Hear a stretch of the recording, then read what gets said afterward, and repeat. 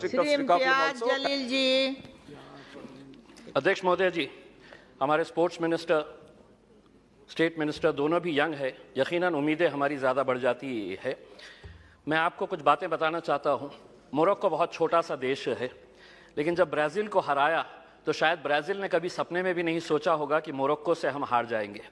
Messi की Argentina को जब सऊदी अरब ने हराया तो अर्जेंटीना ने कभी सोचा भी नहीं होगा कि सऊदी अरेबिया हमें इस तरह से हरा सकता है करके। लेकिन ये दोनों टीम्स, चाहे वो मोरक्को हो या सऊदी अरेबिया, जब मैदान में उतरे होंगे, उन्होंने पिछले 5 सालों से लगातार मेहनत कर रहे हैं ये सोचकर कि हम उतरेंगे तो हम जीतेंगे करके।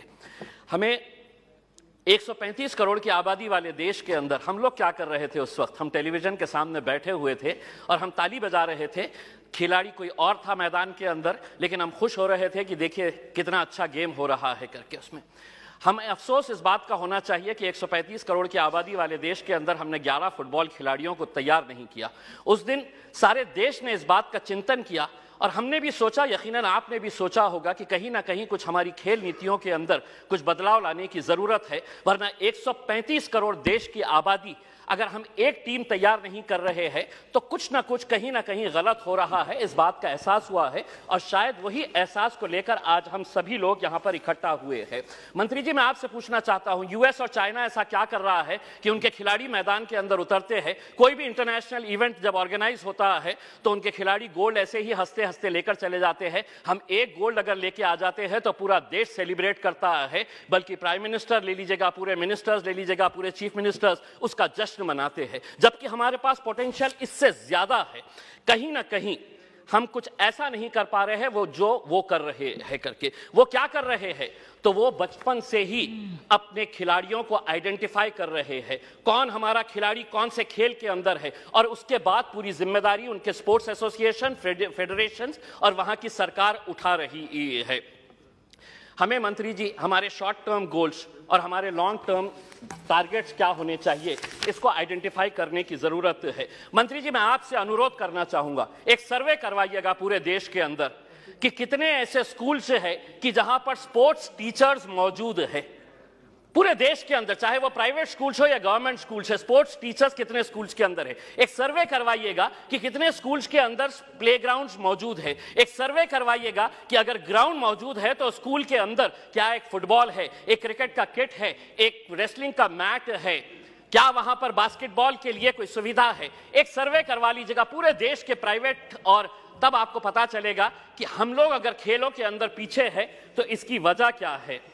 अध्यक्ष महोदय, मैं आपसे के जरिए मंत्री जी से यह अनुरोध करना चाहूंगा, 75 साल देश के आजादी के हो गए हैं, हम वैसे भी करोड़ों रुपया ऐसे वैसे कामों के ऊपर खर्च कर रहे हैं। मंत्री जी ये जिम्मा उठाइएगा कि 75 साल देश की आजादी के मौके के ऊपर हम हर स्कूल को एक स्पोर्ट्स किट प्रोवाइड करेंगे, जिसके अंदर एक फुटबॉल रहेगा, एक रेसलिंग का मैट रहेगा, एक बैडमिंटन के लिए, वॉलीबॉल के लिए जो नेट लगता है वो रहेगा। अध्यक्ष महोदय, एक मिनट, मैं सिर्फ सुझाव दे रहा हूं, और उसके ऊपर लिखिएगा कि अगर खेलेगा इंडिया तो जीतेगा इंडिया। उसके ऊपर आपकी तस्वीर लगाइए, आदरणीय पंत प्रधान जी की तस्वीर लगाइए, और एक 75 साल का तोहफा बोल के देश के तमाम स्कूल्स को आप ये दीजिएगा। हर राज्य के अंदर 4 कम से कम स्पोर्ट्स यूनिवर्सिटीज होनी चाहिए। मेरे शहर के अंदर थी, पूना वालों ने उठाकर उसे पूना लेकर चले गए।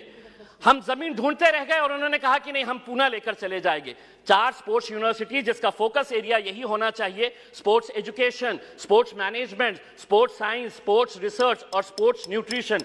मैं मंत्री जी आपको बताना चाहता हूं, औरंगाबाद के अंदर एक स्पोर्ट्स अथॉरिटी ऑफ इंडिया का साई का एक्सीलेंसी सेंटर है। आज तक करोड़ों रुपया आपने खर्च किए हैं उसके ऊपर, लेकिन कोई भी एक इंटरनेशनल लेवल का वहां पे इवेंट ऑर्गेनाइज नहीं किया गया है। आप खेलो इंडिया के जरिए आप अंडर 17 के टैलेंट को आप आइडेंटिफाई करते हैं, हम उसका स्वागत करते हैं। उसी तर्ज के ऊपर अगर स्कूल गेम्स फेडरेशन, अध्यक्ष सिर्फ एक minute, school games federation of India को यह जिम्मेदारी देते हैं कि आप अंडर 14 के जितने भी टैलेंट है उसको आइडेंटिफाई करिएगा। दूसरा, सबसे जाते जाते सिर्फ ये कहना चाहूंगा, भारतीय जनता पार्टी के एक एमपी है बृजभूषण सिंह जी, वो खुद एक पहलवान है। अगर वो रेसलिंग फेडरेशन ऑफ इंडिया के प्रेसिडेंट है तो हम उसका स्वागत करते हैं, लेकिन जिसने कभी जिंदगी में कोई एक गोल नहीं किया वो फुटबॉल एसोसिएशन का प्रेसिडेंट, जिसने कभी क्रिकेट बैट नहीं पकड़ा वो क्रिकेट एसोसिएशन का प्रेसिडेंट हो गया है। इसीलिए हम आपसे अनुरोध करेंगे, एक नियम बनाइए, राजनेताओं को खेलों से दूर रखिएगा, तब जाकर हमारे खिलाड़ी दुनिया के ऊपर राज करेंगे। बहुत बहुत धन्यवाद।